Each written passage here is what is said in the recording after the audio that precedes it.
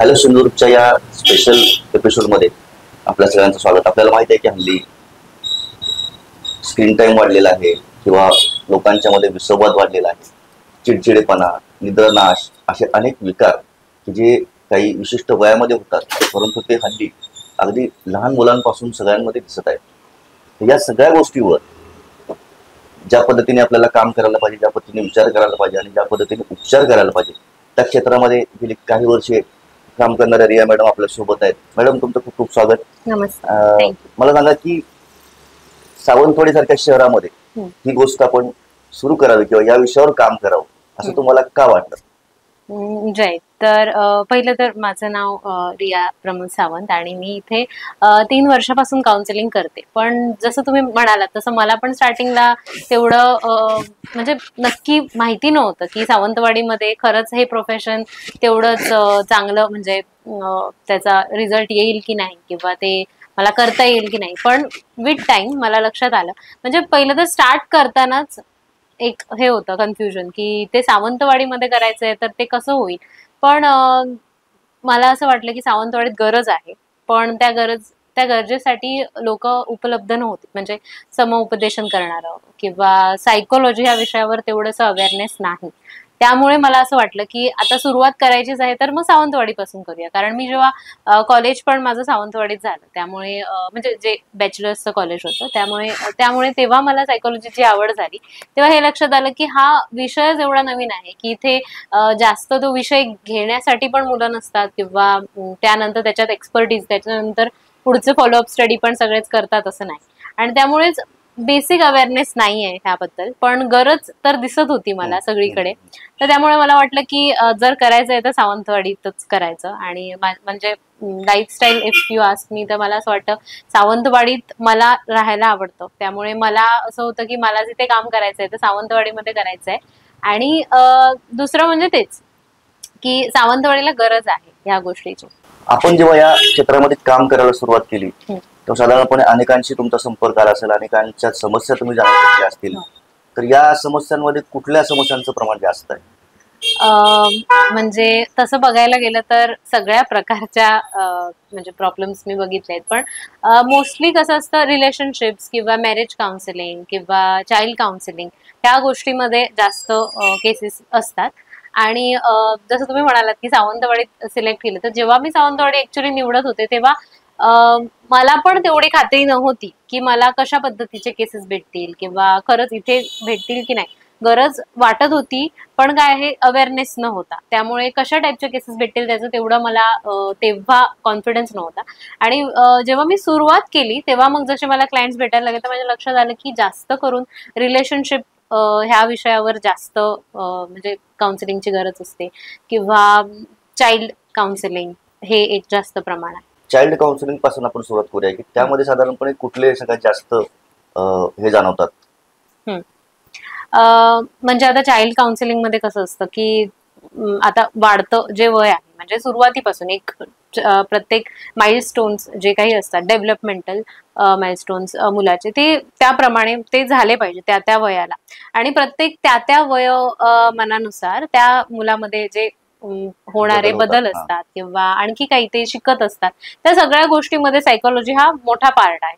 पण कसं असतं की अवेअरनेस नसला तर आपण त्या मुलाला तितकंसं हेल्प नाही करू शकत ग्रो करण्यासाठी. मग आता थोडंफार प्रमाण वाढतंय जिथे पेरेंट्स अवेअर आहेत. त्या पेरेंट्सना लक्षात येतंय की आपल्या मुलांना कुठेतरी आपण असा सपोर्ट केला पाहिजे की त्यांची मेंटॅलिटी घडवण्यामध्ये. मग अशा बऱ्याच गोष्टी असतात. म्हणजे आता अगदीच काही जण हट्टी असतात, मग त्यामध्ये मग काय करायचं. पण हट्टी असण्यामागे पण काहीतरी कारण असतं. मग ते घरातलं एन्व्हायरमेंट कसं आहे किंवा मग असं जर आहे तर मग त्यावर आपण काय करू शकतो जेणेकरून आपण बदल घडवून आणू शकतो त्याच्या एन्व्हायरमेंटमध्ये, म्हणजे जेणेकरून त्याच्या अभ्यासावर जो काही परिणाम होतोय तर तो होता कामा नये म्हणून. किंवा आणखी काहीतरी, म्हणजे खरं आणखी पण अभ्यासाव्यतिरिक्त सुद्धा भरपूर विषय आहेत ज्यामध्ये मुलं अडकतात किंवा त्यांच्या जे काही फॅमिली किंवा बाकीचे रिलेशन्स असतात त्यामुळे पण त्यांच्या मनावर परिणाम होतो. आणि कसं असतं की मुलं ही अशी आहेत जी सगळ्यांकडे शेअर नाही करू शकत, आणि ते कोणाकडे शेअर करतील तर फक्त आपल्या आपल्या वयाच्या मुलांबरोबर. पण ती मुलं त्यांना राईट गायडन्स नाही देऊ शकत, म्हणजे आपल्याच वयाची मुलं त्यांचेच फ्रेंड्स त्यांना तसं राईट गायडन्स देत नाही, आणि मग त्यामुळे काय होतं, ते चुकीच्या मार्गाला जाऊ शकतात किंवा काहीतरी मिसअंडरस्टँडिंग होऊ शकतात. म्हणून मग ह्या वेळेस त्यांना एक एल्डर काउन्सिलिंगची गरज असते. पण परत असं असतं की ते सगळ्याच गोष्टी आपल्या पॅरेंट्सना पण नाही सांगू शकत किंवा टीचर्सना पण नाही सांगू शकत, कारण कुठेतरी भीती असते की काहीतरी मला बोलतील किंवा काहीतरी वेगळं होईल. म्हणून मग आता अशा मुलांबरोबर मी जेव्हा बोलते तेव्हा मग मला त्यांच्याशी त्यांच्याप्रमाणे त्यांना ओपन अप करावं लागतं पहिलं तर. म्हणजे त्या अशा ट्रिक्स असतात, टेक्निक्स असतात काउन्सिलिंगमध्ये. मग त्यानंतर मग त्यांचं एक बॉन्डिंग बनलं की त्यानंतर ते जे काही असतं ते सांगतात. कारण सगळ्यात महत्वाचं हे आहे की त्यांना ती ओपन स्पेस निर्माण करून देणं, जिथे ते स्वतः मनमोकळेपणाने सगळं शेअर करू शकतात. साधारणपणे या सगळ्या गोष्टीमध्ये अलीकडचं जे लाईफस्टाईल लोकांचं बदललेलं आहे, स्क्रीन टाइम वाढलेला आहे किंवा मोबाईलचा वापर अगदी म्हणजे कमी वयातल्या मुलांपर्यंत मोबाईल पोहोचलेला आहे, आणि पण त्याच्यावर जे काही बघायचं आहे त्याचा कंट्रोल नाही राहिलेला. बरोबर. त्याच्यामुळे जे काही चुकीचं ज्ञान जे जाते त्यांच्यापर्यंत, याचा किती तुम्हाला दिसला परिणाम त्या सगळ्या गोष्टीवर? मला हा परिणाम ऍक्च्युली खूप दिसला. म्हणजे तुम्ही म्हणतायत ते बरोबर आहे की स्क्रीन टाइम वाढलाय, आणि म्हणजे त्यामुळे तर इतका जास्त हे झालाय, म्हणजे नॉट जस्ट चिल्ड्रन, म्हणजे मला असं वाटतं की पूर्ण म्हणजे जेवढे आजकालचं पूर्ण जे जनरेशन आहे सगळ्यांवरच याचा परिणाम झालाय.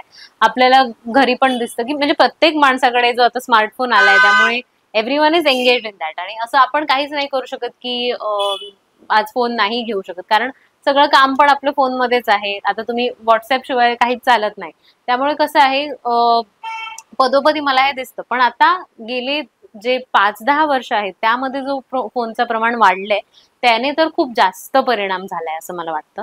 आणि एक लिमिटेशन नाही राहिलंय काहीच. म्हणजे आता तुम्ही आता ऍप्स जर बघितलात किंवा एआयचं जे काही आता जी वाढती सगळं जे सुरू आहे, तर त्यामुळे कसं होतंय की स्वतःचं क्रिएटिव्ह माइंड यूज केलं जात नाहीये, किंवा मुलं स्वतः काहीतरी विचार करत नाहीत. फक्त नेटवर आता एसे पण लिहिण्यासाठी ChatGPT किंवा दुसरं जे AI टूल्स आहेत ते वापरले जातात, किंवा बेसिक गोष्टींसाठी पण लोक स्वतःचा विचार नाही करत. तर तो एक मला जास्त सगळ्यात मोठा पॉइंट वाटतो की आपण आपली जी बौद्धिक क्षमता आहे त्यावर काहीच काम न करता इझिली जे आपल्याला भेटतंय ते ऑप्शन्स प्रेफर करतो, आणि ते जास्त हार्मफुल आहे.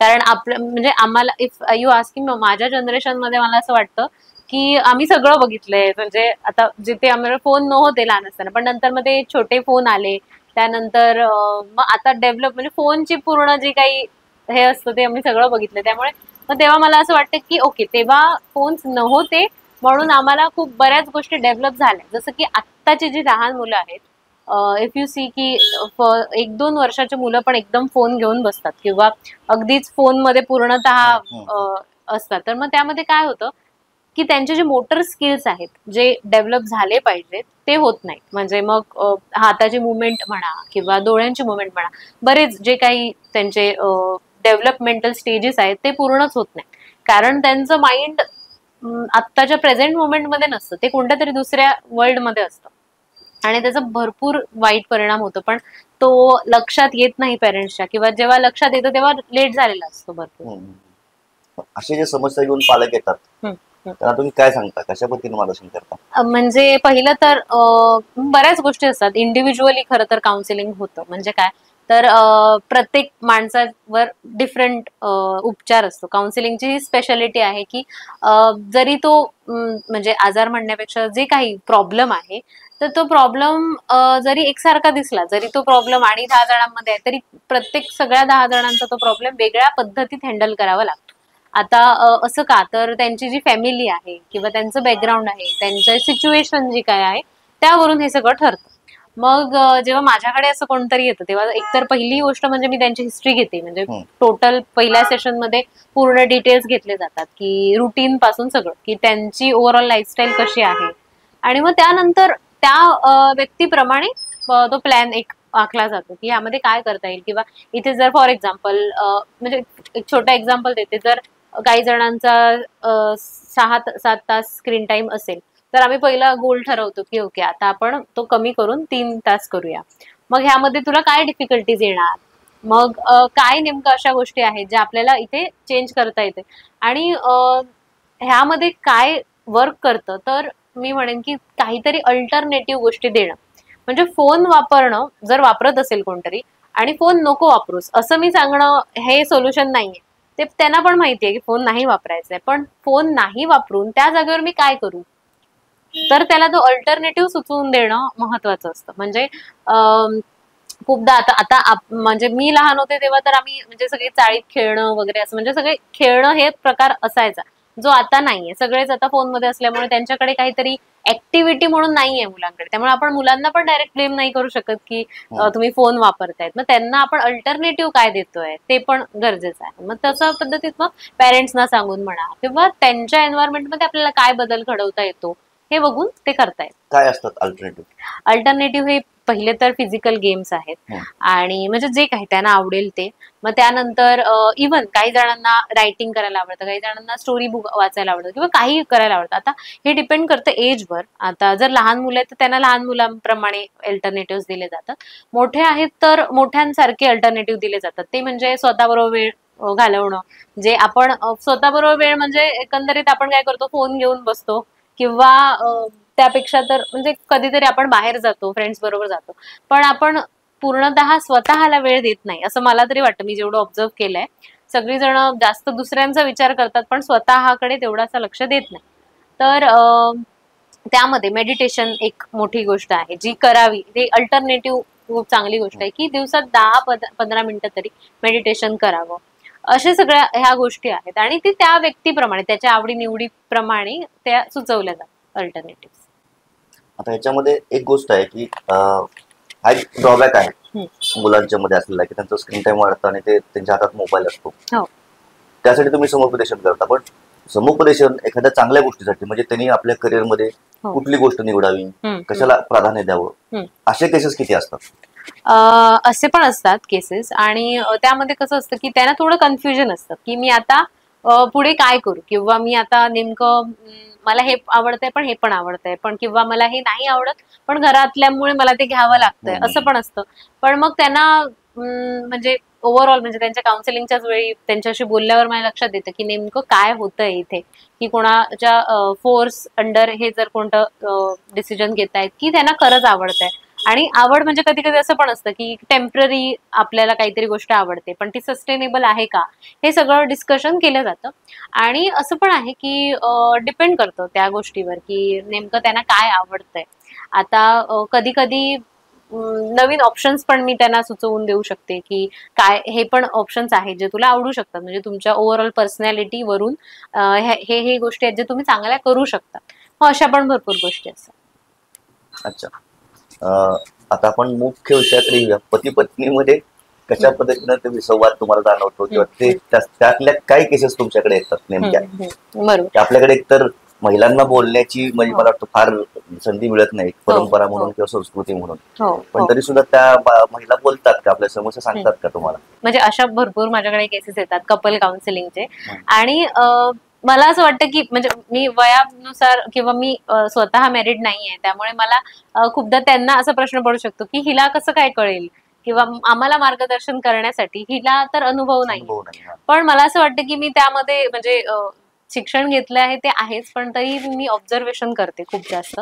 म्हणजे काय तर जे काही केसेस येतात आणि काय असतं, इव्हन इफ मॅरेज काउन्सिलिंग असलं तरी ते व्यक्ती, दोनही व्यक्ती त्यांची एक इंडिव्हिज्युअल पर्सनॅलिटी असते आणि त्या पर्सनॅलिटी म्हणजे त्यांच्याकडून एकंदरीत जेव्हा आपण हिस्ट्री घेतो तेव्हा त्यांची पर्सनॅलिटी विथ टाइम आपल्या लक्षात येते की काय नेमकं होतं आहे इथे.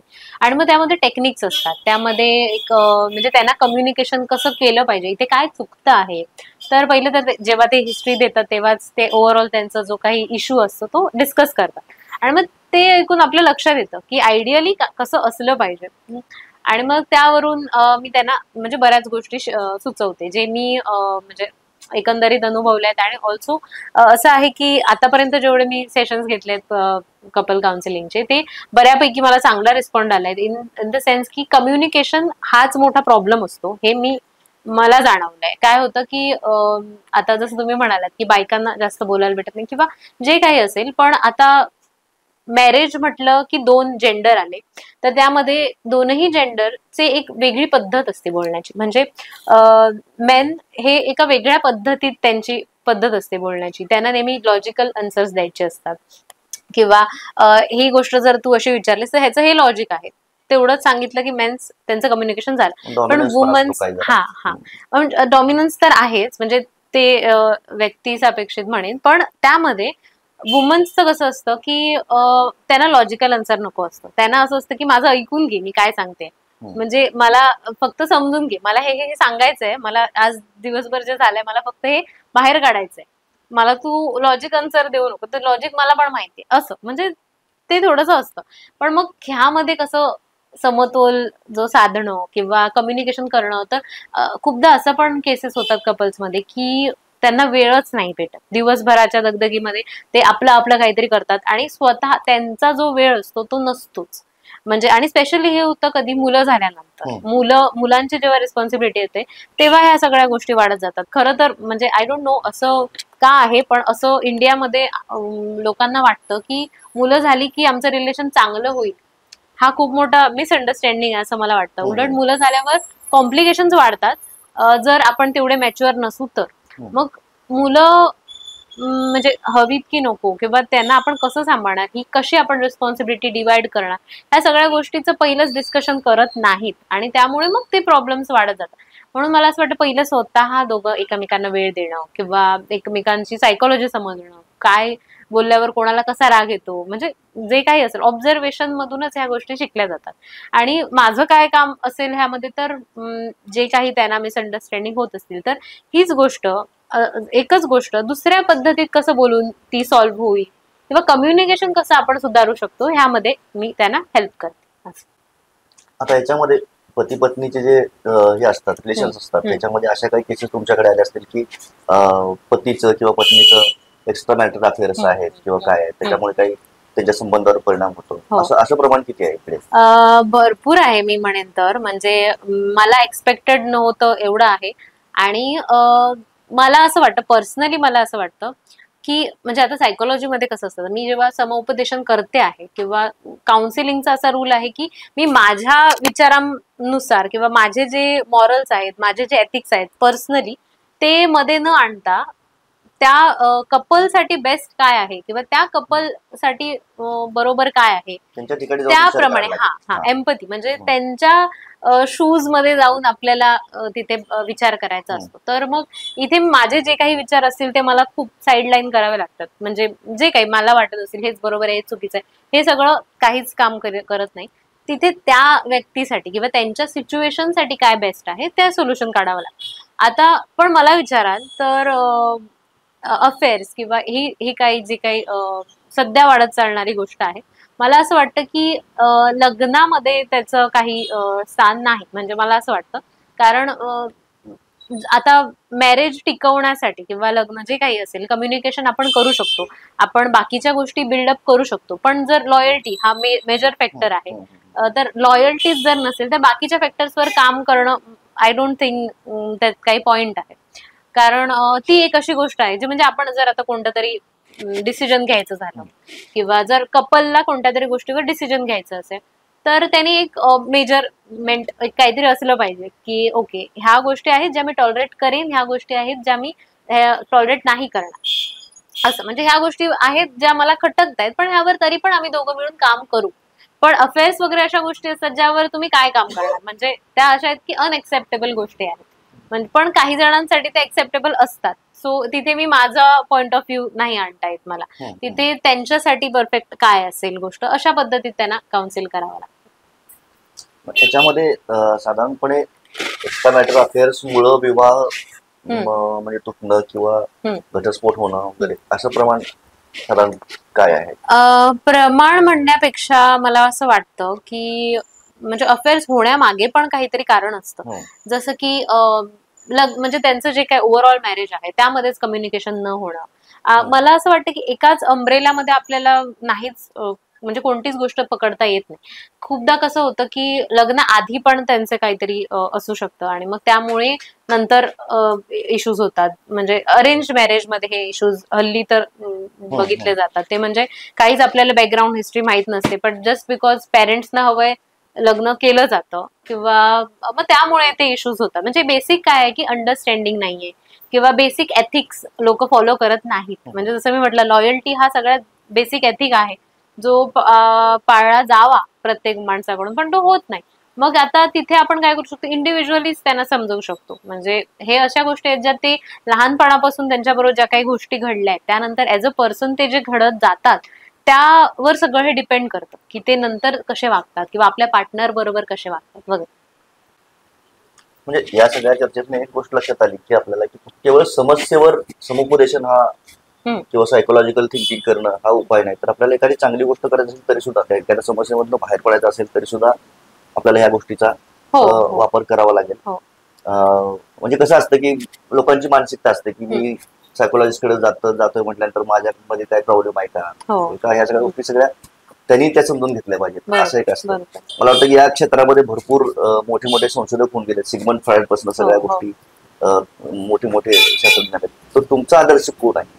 मला तुम्ही स्पेसिफिकली विचाराल तर मला असं वाटतं की जे काही आता म्हणजे तुम्ही जे सिगमंड फ्रॉइडचं वगैरे नाव घेतलात किंवा जे काही वेस्टर्न थिअरीज ज्यांनी आपल्याला दिल्या, तर मला पर्सनली असं वाटतं, म्हणजे इट कॅन बी डिफरंट, की वेस्टर्न थिअरीज पेक्षा आपल्या इंडियामध्ये ही गोष्ट पहिल्यापासून जास्त बेटर वे मध्ये एक्सप्लेन केलेली होती. आपल्या योगा सूत्रांमध्ये म्हणा किंवा आपल्या योगामध्ये जे काही दिलेलं आहे. मी स्वतः 3 वर्षापासून योगा प्रॅक्टिशनर आहे आणि मी माइंडफुलनेस ह्या पद्धतीत हे सगळं घेते.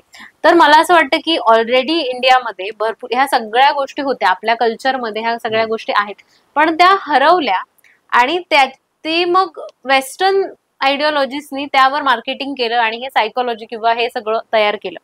आणि मला असं वाटतं आणि त्यामध्ये इट्स गुड, म्हणजे in a way it's good की त्याबद्दल मग त्यानंतर त्यांनी अवेअरनेस केला, त्याचमुळे ते आपल्याला असं बुकमध्ये वगैरे शिकायला भेटलं.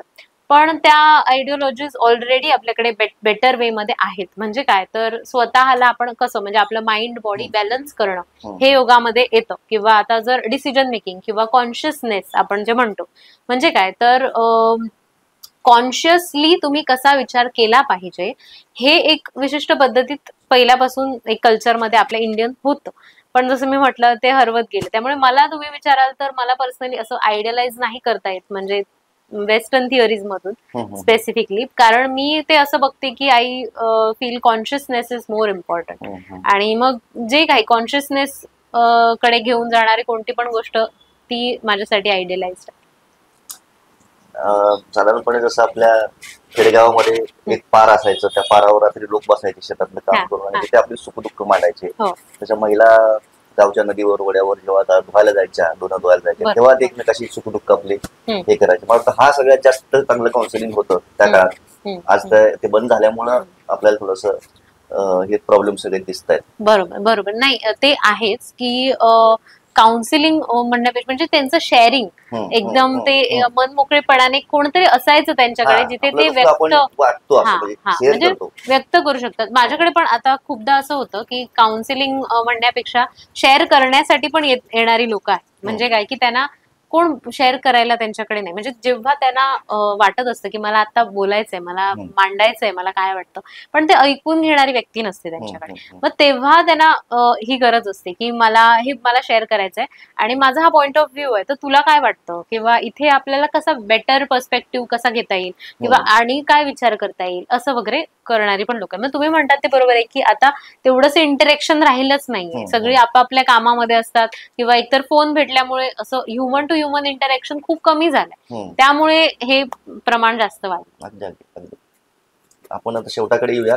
साधारणपणे या सगळ्या गोष्टीचा संबंध, म्हणजे जसं मेंदू आपला सक्षम पाहिजे या सगळ्या गोष्टी सहन करण्यासाठी, संकट झेलण्यासाठी किंवा ज्याला आपण कॉन्शियसनेस म्हणतो टिकवण्यासाठी शतावरीसारखी औषधं आहेत किंवा आणखीन काही अशी औषधं आहेत की जी आपल्या मेंदूचं आरोग्य चांगलं ठेवतात.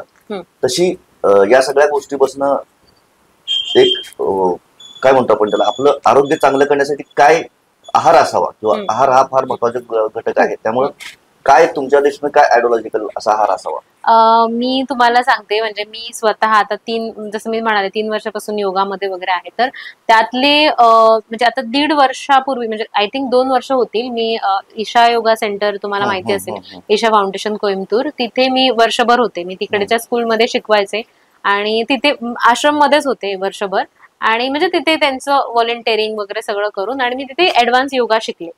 तर तिथे मला काय अनुभव आला, तर फूड इज द माइंड. म्हणजे आपण जेवढं काही खातो, जसं खातो तसे आपले विचार किंवा तसा आपला मूड असतो. म्हणजे हे आधी ऐकलेली गोष्ट होती, पण मी स्वतः अनुभवलं जेव्हा मी तिथे राहायचे. कारण तिथे आम्ही पूर्णपणे सात्विक जेवायचो. जे काही असायचं जेवण सगळं सात्विक.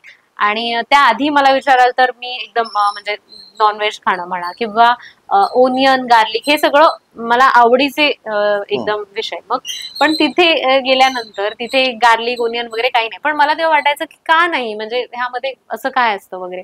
मग आम्हाला कळलं की आपलं जे माइंड आहे ते बेस्ट फंक्शन करतं जेव्हा आपण ओनियन, गार्लिक किंवा तामसिक पदार्थ नाही खात. आता ही ऐकण्याची गोष्ट नाहीये, पण ऍक्च्युअली ती अनुभवण्याची गोष्ट आहे. जर तुम्ही हे ट्राय कराल बरेच दिवस, तर आपलं मेडिटेशन खूप सुधारतं. म्हणजे आम्ही ऍक्च्युअल मध्ये आता रोज ते तिकडचं खायचं, म्हणजे त्यांचं खूप छान जेवण असतं. पण कसं असतं की रेग्युलर तेच जेवण असल्यामुळे आम्ही कधीतरी फ्रेंड्स असं ठरवायचो की आम्ही बाहेर जाऊन हॉटेलमध्ये काहीतरी खाणं. म्हणजे त्यांच्याच बाजूला हॉटेल असायचं व्हेजच, पण तिथे ओनियन, गार्लिक असायचं. पण मग ते आम्ही जेव्हा अन्न ग्रहण करायचो तेव्हा मात्र दुसऱ्या दिवशी आमचं मेडिटेशन मध्ये खूप फरक पडायचा. म्हणजे ते आम्हाला फील व्हायचं अक्षरशः की आता कसा मूड आहे. म्हणजे ते का फील व्हायचं, तर तेव्हा ते रोज मेडिटेशन करून किंवा रोज त्यामध्ये असून आम्ही सेन्सिटिव्हिटी वाढलेली आमची. त्यामुळे कसं ते लक्षात यायचं की आता काहीतरी डिफरन्स आहे. हा, काहीतरी हे आहे. इव्हन योगा आम्ही जेव्हा करायचो त्याची फ्लेक्झिबिलिटी मध्ये खूप फरक पडायचा. म्हणजे जर आम्ही काहीतरी हेवी खाल्लंय रात्री, तर दुसऱ्या दिवशी सकाळी जे 5 वाजता आम्ही योगा करायचो त्यामध्ये फ्लेक्झिबल तेवढासा फील यायचा नाही. आणि तेव्हाच मला लक्षात आलं की म्हणजे फूड त्याच्या एवढं इम्पॉर्टंट काहीच नाही. म्हणजे आपण बाकीचं काहीही करू, पण आपण जे कन्झ्युम करतो ते खूप महत्वाचं आहे. म्हणजे आपण कन्झ्युम म्हणजे काय, आपण आपल्या ब्रेनला काय देतो आणि आपल्या बॉडीला काय देतो. आता ब्रेनला काय देतो म्हणजे आपण जे कन्झ्युम करतो आपल्या नेटवर किंवा प्रत्येक गोष्ट जी आपण बघतो ती सगळी गोष्ट आपलं सबकॉन्शियस माइंड किंवा आपलं कॉन्शियस माइंड ते ऍब्झॉर्ब करत असतं माइंडमध्ये. आणि त्याचा असर कुठे ना कुठे होत असतो, पण आपलं लक्ष आपण तेवढं सेन्सिटिव्ह नसतो. तशाच प्रमाणे फूडचं पण सेम आहे. म्हणजे आपण जे काही अन्न ग्रहण करतो ते प्रत्येक गोष्टीचा फरक पडत असतो, पण आपण त्याकडे कधी लक्षच देत नाही आणि त्यामुळे बाकीच्या गोष्टी होत असतात. असं एन्झायटीचं प्रमाण वाढण्यासाठी फूड खूप त्याच्यामध्ये रोल आहे. मॅडमनी खूप छान माहिती दिली आणि ज्या पद्धतीनं हा विषय सगळ्यांसाठी महत्वाचा आहे. तर अनेकांच्या काही समस्या असतील किंवा समस्या नसतील तरी सुद्धा त्यातनं जगण्याचा एक चांगला मार्ग निवडण्यासाठी आपल्याला हे सगळं मार्गदर्शन खूपच उपयुक्त आहे. मॅडम खूप खूप आभार तुमचे. तुम्ही आम्हाला खूप चांगली माहिती सांगितली. थँक्यू. हॅलो सिंधुदुर्ग, मी तुमचे आभार मानतो. धन्यवाद.